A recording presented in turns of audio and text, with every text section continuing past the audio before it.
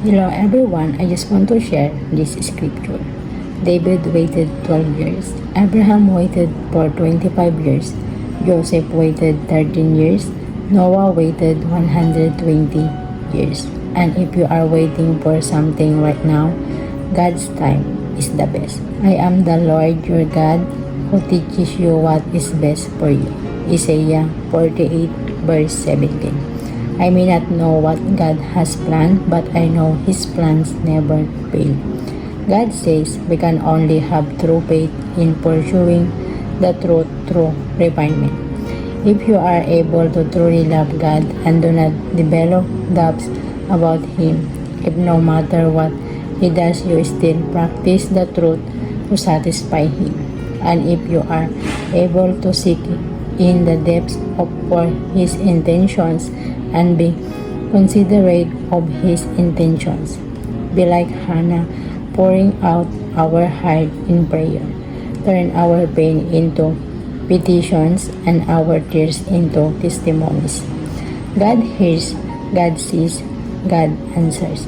Jesus, my faith is you alone. I lift up my eyes to the mountain. Where does my help come from? My help comes from the Lord, the maker of heaven and earth. God saw us in our lowest place and close to love you and I. His grace is greater than our past.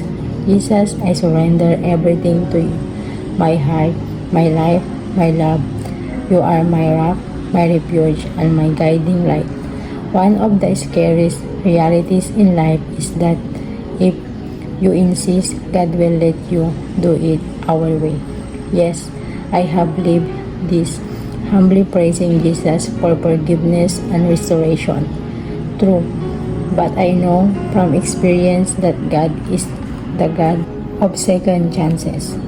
God always leads us through the darkest days and moments, and He will be with all of us.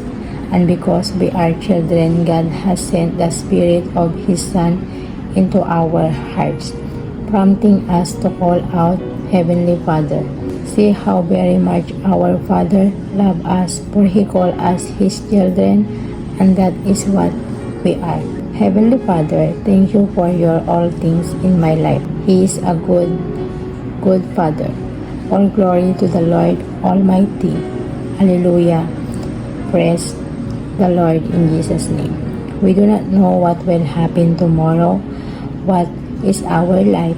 It is even before that appears for a little time and then vanishes away. God knew that the only way we will trust and seek Him was to put you and I in a situation where we had no choice but to turn to Him. Whatever life throws at you, His faithfulness and grace, He will lead you into a brighter season. Just remember to remain humble when we receive what we prayed for. Remember, God is good.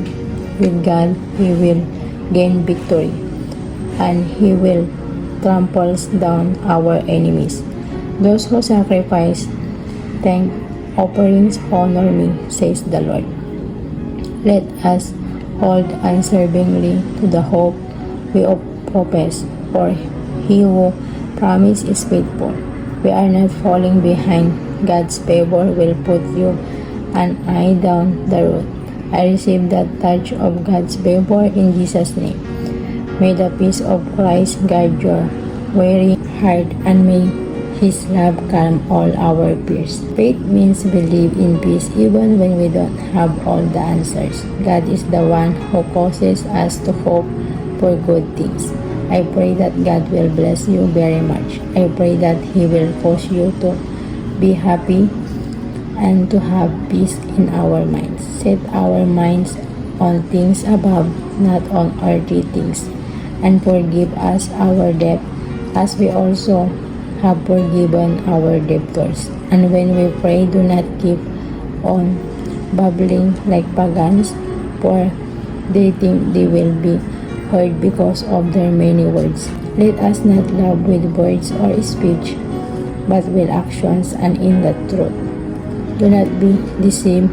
God cannot be mocked. A man reaps what he sows. Whoever sows to place their flesh, from the flesh will reap destruction. Whoever sows to please the Spirit, from the Spirit will reap eternal life.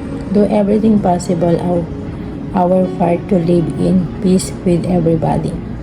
Be careful what you think, because our thoughts run our life.